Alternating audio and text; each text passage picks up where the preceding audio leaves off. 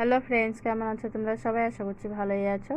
আমি আজকে বানাচ্ছি কাঁকরোলের পুর ভরা। তো কাঁকরোলের পুর ভরা বানানোর জন্য দেখো এখানে আমি কয়েকটা কাঁকরোল নিয়েছি, আর উপরের দিকটা একটু ফেলে দিয়ে আর মাথা দুটো কেটে নিয়েছি দুপাশে।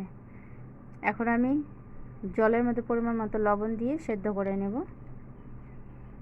তখন কাঁকরোলগুলো আমার সেদ্ধ হয়ে গেছে, এখন আমি নামিয়ে একটু ঠান্ডা করে নেব।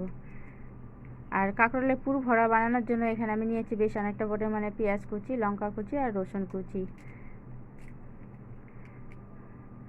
একটা চামিচ নিয়েছি, চামিচের সাহায্যে আমি এইভাবে করে সমস্ত দানাগুলো কাঁকরোলের ভেতর থেকে বের করে নেব।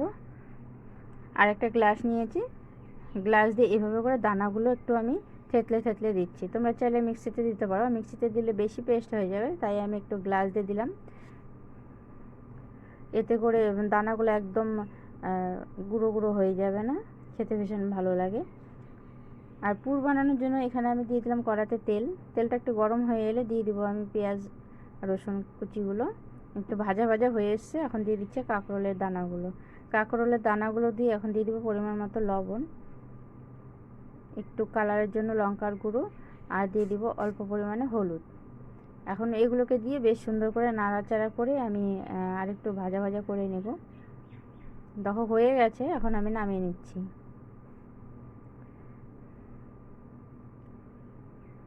পুরগুলো আমি নামিয়ে নিয়েছি, এখন এভাবে করে চামচের সাহায্যে আমি পুরগুলো ভরে নেব। একদম কাঁকরোলের ভেতর পর্যন্ত ঠেসে ঠেসে ভরে দিচ্ছি।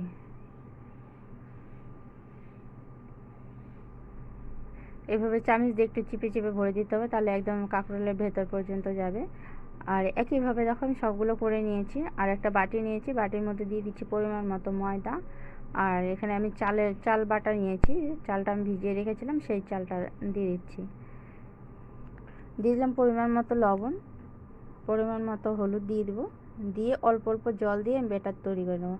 ব্যাটারটা এমন তৈরি করতে হবে, না পাতলা হবে না ঘন হবে, কারণ বেশি ঘন হলেও ওটা ভাজতে অসুবিধা হবে, আর পাতলা হলেও দেওয়া যাবে না, কাঁকরোলের গায়ে লাগবে না, পুরগুলো বেরিয়ে যেতে পারে। তো এরকম ব্যাটার তৈরি করেছি। আর এখানে আমি কড়াই গরম করতে বসিয়ে দিয়েছি, দিয়ে দিলাম তেল।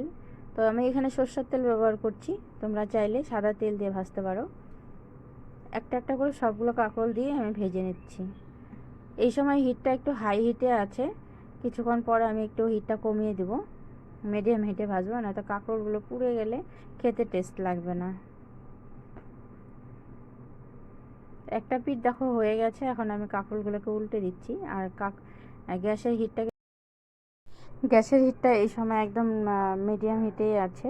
আমি আস্তে আস্তে করে সুন্দর করে ভেজে নিচ্ছি। তো কাঁকরোলগুলো জয়েন লেগে গেছিলো, সেগুলোকে ছাড়িয়ে দিয়ে আমি সুন্দর করে এপিট ওপিট ঘুরে ঘুরে ভেজে নিচ্ছি। আর দেখো হয়ে গেছে, আমি পুরোটা নামিয়ে নিচ্ছি।